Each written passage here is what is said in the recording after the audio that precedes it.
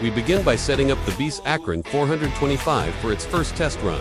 Our technician positions the wood, checks the feed path, and makes sure everything is aligned before sending it through. On the first pass, the result was not where we wanted it to be. Sometimes a machine needs a few adjustments during testing, and that is exactly why we run these checks before any unit goes out to a client.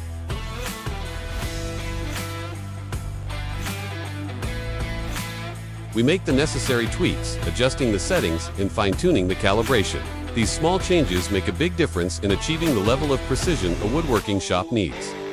After the adjustments, the next pass came out clean and smooth.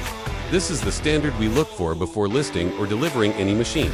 And every unit goes through this same process to make sure it performs the way your shop expects. Find dependable machinery at coastmachinery.com.